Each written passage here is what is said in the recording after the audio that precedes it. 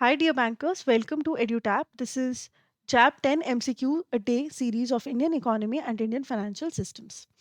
इसमें हम कवर करने वाले हैं मॉड्यूल बी के दो topics that is business cycle and monetary and fiscal policy. अगर आपको चाहिए कि आप ये कॉन्सेप्ट पहले रिवाइज करो, एक बार कॉन्सेप्चुअल अंडरस्टैंडिंग इसकी लो and then you want to practise, तो एक लिंक आपको डिस्क्रिप्शन में मिल जाएगा जो कि संकल्प सीरीज का वीडियो लिंक है। इसमें ये कॉन्सेप्ट आपको अच्छे से समझाया गया है, तो आप यहाँ से पढ़ के you can come back here and practice.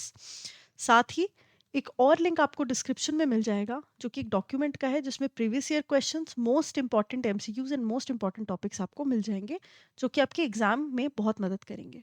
तो एक बार उन्हें भी आप ज़रूर चेकआउट करिए, it is free of cost, तो आप एक बार इसको देख सकते हो। Consider the following statements regarding characteristics of business cycle. तो बिजनेस साइकिल के कैरेक्टरिस्टिक्स से रिलेटेड कौन सी चीज़ यहाँ पर सही है? ये सिंक में होते हैं, यानी कि एक इंडस्ट्री जो एक्सपीरियंस करती है वो फेज बाकियों में भी आ जाता है, ये बिल्कुल सही बात है, दे आर इन सिंक। ये रेकरिंग होते हैं, यानी कि अगर अपवर्ड मूवमेंट हुई है तो डाउनवर्ड मूवमेंट भी होगी और अगेन अपवर्ड मूवमेंट भी होगी। ठीक है, तो रेकरिंग, एक फेज एक ही बार नहीं आता, वो during the course of life आता है बार बार। Business cycles are symmetrical in nature. ठीक है, तो ऐसा नहीं है, they are not symmetrical, they are non symmetrical. Why? Because अगर एक फेज बहुत हाई इंटेंसिटी वाला अपवर्ड आया है और वो 2 साल चला है, दैट डज नॉट मीन कि आने वाला जो फेज है डाउनफॉल वाला वो भी 2 साल के लिए आएगा और उतनी ही इंटेंसिटी से आएगा। That doesn't happen. Generally the downfall is steeper और ज़्यादा इंटेंस। ठीक है, ऊपर जाने में, रिकवर होने में टाइम लगता है, डाउनफॉल एकदम आ जाता है। तो ये सिमेट्रिकल तो बिल्कुल भी नहीं है, तो इसका करेक्ट आंसर जो है वो हो जाएगा option A, that is 1 and 2। Which of the following is not a feature of boom phase? Boom phase is जब चीज़ें बहुत बढ़िया हो रही हैं, इकोनॉमिक एक्टिविटी बहुत ज़्यादा बढ़ रही है, तो रैपिड राइज होता है इसमें इन्वेस्टमेंट एंड एम्प्लॉयमेंट में, बिल्कुल सही बात है। High level of aggregate demand होती है यहाँ पर, ये भी बिल्कुल सही बात है, बहुत ज़्यादा डिमांड होती है, बहुत ज़्यादा उस चीज़ की सप्लाई होती है, कंज्यूमर्स ज़्यादा अपनी डिमांड इंक्रीज कर रहे होते हैं और इसीलिए प्रोड्यूसर्स अपनी production of goods and services भी बढ़ा रहे होते हैं, जिसकी वजह से जॉब अपॉर्चुनिटीज़ भी ज़्यादा अकर हो रही होती हैं इकोनॉमी में, तो ये बिल्कुल सही है। Falling prices and contradiction in demand, ये इसका फीचर नहीं है। The prices are not falling, rather they are inflating. Prices जो हैं वो ऊपर जा रहे होते हैं, उसमें इन्फ्लेशन का एक ट्रेंड देखने को मिलता है। ठीक है, तो डिमांड इतनी ज़्यादा होने लग जाती है कि सप्लाई उसको मैच नहीं कर पाती एक टाइम के बाद। ठीक है, तो इन्फ्लेशनरी ट्रेंड्स जो हैं वो देखने को मिलते हैं। So option C is the correct answer here, because falling prices is not a feature of boom phase. In which phase of the business cycle does pessimism, pessimism मतलब फीलिंग ऑफ नेगेटिविटी, है ना, bearish, जब लोग बहुत ज़्यादा hopeful नहीं होते चीज़ों को लेके, so that is pessimism. And aggregate demand remains extremely low, तो सबसे सैड और दुखी फेज कौन सा होता है? नाम से ही पता है हमें, ये डिप्रेशन है ना, तो C would be the correct answer here.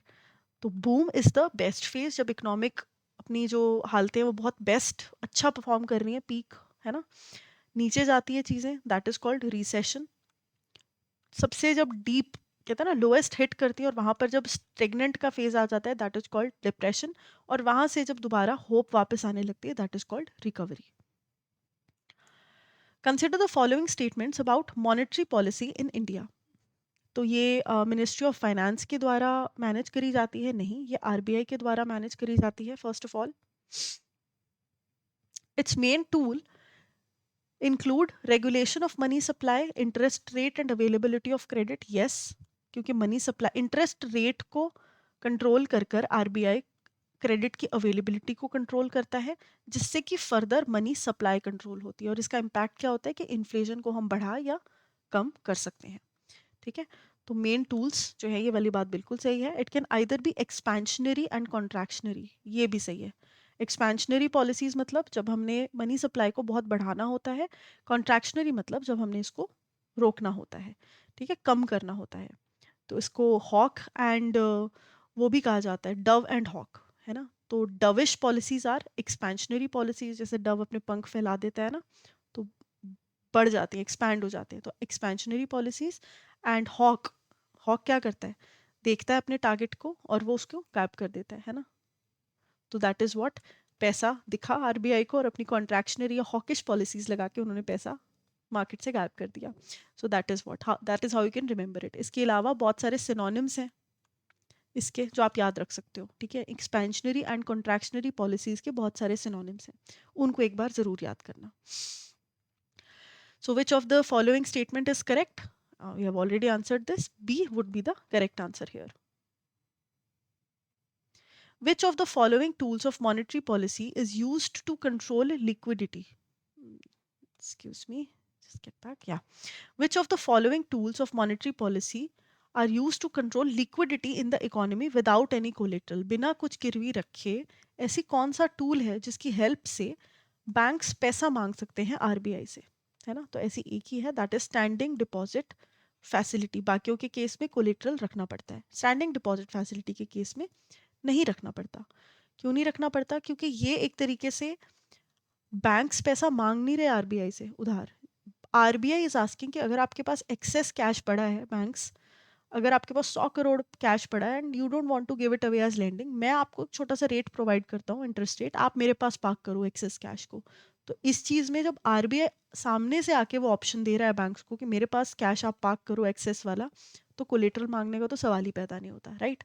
तो ये लिक्विडिटी एडजस्टमेंट फैसिलिटी का पार्ट है एसटीएफ, और इसमें जो कोलेटरल है that is not charged.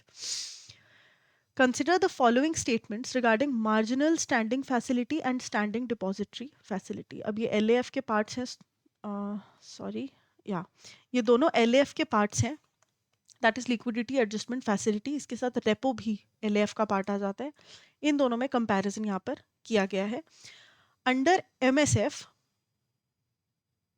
scheduled commercial banks can borrow additional overnight funds from RBI against their access SLR holdings. तो statutory liquidity ratio की जो होल्डिंग्स होती हैं उसे कोलेट्रल देकर banks can borrow money overnight अगर उनको चाहिए हो, ठीक है, तो आरबीआई से वो मांग सकते हैं। ऐसा एमएसएफ के अंडर होता है, तो ये बात बिल्कुल सही है। STF allows banks to park their surplus funds without providing any collateral, ये अभी अभी पढ़ा हमने, तो ये भी सही है। Both MSF and STF together form the corridor of short term policy interest rates in India. Yes, they do, because they are a part of LAF, that is liquidity adjustment facility. Liquidity का मतलब ही होता है something that is easily convertible into cash. तो इसका correct answer will be option D, that is 1, 2 and 3. Consider the following statements about bank rate and repo rate. Okay, something is definitely wrong here. Just give me a moment, please. Yeah.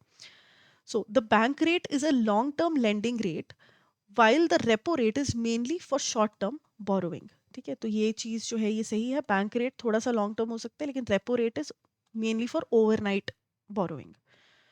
Changes in the bank rate are automatically reflected in all commercial lending rates.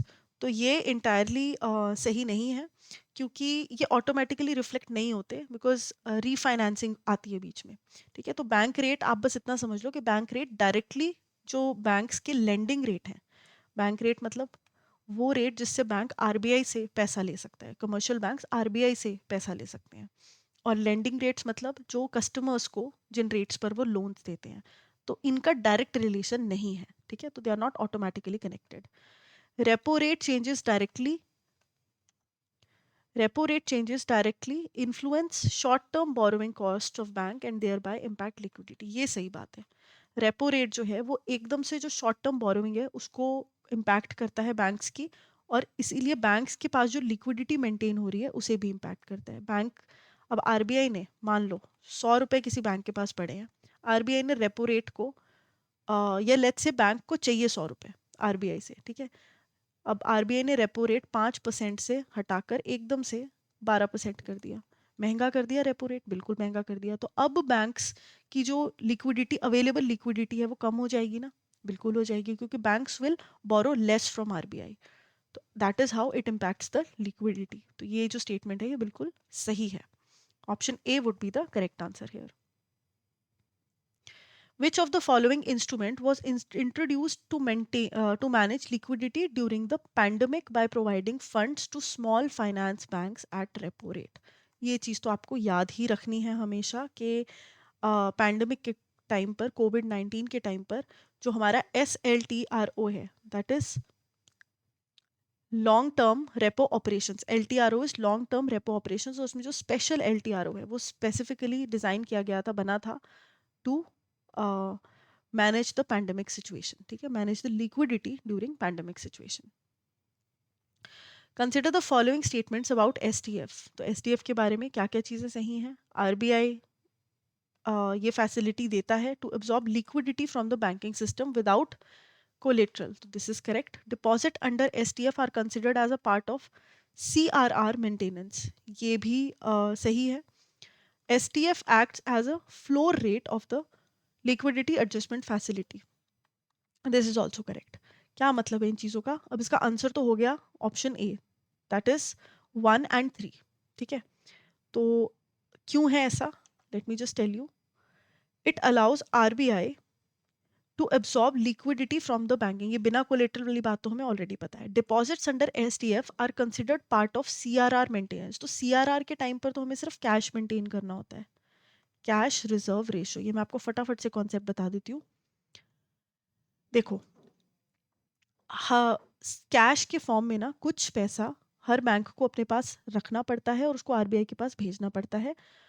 मान लो उनकी जो net demand and time liabilities हैं किसी भी bank की, ठीक है, उसका कुछ परसेंटेज 2, 3, 4, 5% जितना भी उनको रखना है, जितना भी उनके पास डेली मेंटेन हो रहा है, और वो परसेंटेज एक ट्रक में डालकर भेज देनी है आरबीआई के पास, that is cash reserve ratio. Statutory liquidity ratio is something जहां पर उनको कैश तो रखना ही है आरबीआई के नाम पर, एक तिजोरी बनानी है, उसमें कैश रखना है, थोड़ी सी गवर्नमेंट सिक्योरिटीज रखनी है और थोड़ा गोल्ड रखना है, ठीक है। तो ये एक जो तिजोरी इनको बैंक्स को खुद अपने पास मेंटेन करनी होती है, इस पर आरबीआई का अधिकार है, ठीक है। इस बैंक का खुद का अधिकार नहीं है, they can not give it away as lending. तो यहाँ पर जो क्वेश्चन है ये पूछ रहा है कि डिपॉजिट्स जो कि एसटीएफ के अंडर किए जाते हैं या कंसिडर किए जाते हैं पार्ट ऑफ सीआरआर, तो ऐसा नहीं है। सीआरआर मेंटेन करने के लिए एक तो कैश चाहिए होता है और एसटीएफ का उससे कोई लेना देना नहीं है। एसएलआर की अगर मैं बात करूँ, एसएलआर के अंदर जो गवर्नमेंट सिक्योरिटीज का एलिमेंट है वो कहीं ना कहीं देखा जा सकता है एज एसटीएफ का पार्ट, यानी कि एसटीएफ जो कि स्टैंडिंग डिपॉजिट फैसिलिटी है, उसमें अगर मैंने कोई गवर्नमेंट सिक्योरिटी डाली है तो मैं अपनी एसएलआर की कैलकुलेशन में उसका इस्तेमाल कर लूंगी, ठीक है, उसमें इंक्लूड कर लूंगी। तो अगर बैंक ने या आरबीआई ने बोला है कि 10% एसएलआर मेंटेन करना है, तो उस 10% में मैं एसडीएफ वाला जो सिक्योरिटीज़ हैं उसको भी काउंट कर लूंगी, ठीक है। लेकिन सीआरआर में ऐसा नहीं होता, मतलब सीआरआर की जो रिक्वायरमेंट्स हैं उसका एसडीएफ से कोई लेना देना नहीं है। तो आई होप आपको ये कॉन्सेप्ट क्लियर हुआ है, बिकॉज ये इंपॉर्टेंट है। तो STF acts as the floor rate of liquidity adjustment facility, ये भी बिल्कुल सही है, क्योंकि floor, top rate and middle rate, तो जो सबसे कम लोएस्ट, अगर आप कभी भी आरबीआई की वेबसाइट पर जाकर चेक करोगे लिक्विडिटी एडजस्टमेंट फैसिलिटी की तीनों जो एलिमेंट्स हैं, repo rate, SDF and MSF, तो marginal standing facility highest rate पे आपको दिखेगी, रेपो रेट बीच में दिखेगा एंड एसडीएफ जो है वो सबसे लोएस्ट दिखेगी इन तीनों के कंपैरिजन में, ठीक है। तो ये वही बोल रहा है, फ्लोर रेट मतलब सबसे कम रेट पर आपको ये मिलता है एसडीएफ, तो ये बिल्कुल सही बात है, ठीक है। तो इसका correct answer will be A, that is 1 and 3, because 2 जो है वो सीआरआर नहीं, वो एसएलआर मेंटेनेंस की बात करना चाह रहे हैं। Consider the following statements regarding term repo, LTRO, and SLTRO. Term repos are conducted by RBI to inject liquidity for a period longer than overnight, typically 7 days to 28. ये बिल्कुल सही बात है, term repos. Long term repo operations provide liquidity for 1 to 3 years at the repo rate. ये भी बिल्कुल सही बात है, नाम से ही पता चल रहा है, long term repo operations. And special long term repo operations were introduced ताकि cheaper funds मिल सके small finance banks को ड्यूरिंग कोविड-19। तो ये भी सही है, तो इसमें सारे ही स्टेटमेंट सही हैं, D would be the correct answer. Now if you are preparing for JAIIB examination और आप चाहते हो कि नवंबर में आप बहुत अच्छे मार्क्स से इसे क्वालिफाई करो, तो एक बार edutap.in पर जाकर आपने कोर्सेज को चेकआउट ज़रूर करना है। अगर आपकी तैयारी हो गई है तो आप टेस्ट सीरीज ले सकते हो प्रैक्टिस के लिए। अगर आपको लगता है कि तैयारी हुई है लेकिन बहुत बढ़िया नहीं हुई, तो अभी भी टाइम है ना, you still have time. Super crash course है, इस चीज़ में बहुत आपकी हेल्प कर सकता है। बहुत कम टाइम में लाइव क्लासेस के थ्रू सारे के सारे इंपॉर्टेंट कॉन्सेप्ट्स को इसमें कवर किया जाएगा। आपको मॉक टेस्ट मिल जाएंगे, फुल लेंथ मॉक्स मिल जाएंगे, चैप्टर वाइज एमसीक्यूज मिल जाएंगे। कोई भी इन्फॉर्मेशन चाहिए तो ब्रोशर यहाँ पर डाउनलोड कर सकते हो, डिटेल्ड इन्फॉर्मेशन चीज़ों के बारे में आप यहाँ से ले सकते हो। साथ ही इस डिस्काउंट कोड का इस्तेमाल कर कर, कूपन कोड का इस्तेमाल कर कर आप डिस्काउंट अवेल कर सकते हो। तो ऐसे जो भी कोर्स आपको अपनी नीड के हिसाब से रेलेवेंट लगे, आप यहाँ से सिलेक्ट कर सकते हो। यहाँ पर अगर आपको इंडिविजुअल सब्जेक्ट टारगेट करना है, आपको लगता है कि सिर्फ IE IFS की तैयारी करनी है, तो वो इंडिविजुअल कोर्सेज के लिए भी आपको यहाँ पर ऑप्शंस मिल जाएंगे। So that is all for today's class. In case you have any more queries, you can reach out to us on the given information. I will see you in the next class. Thank you.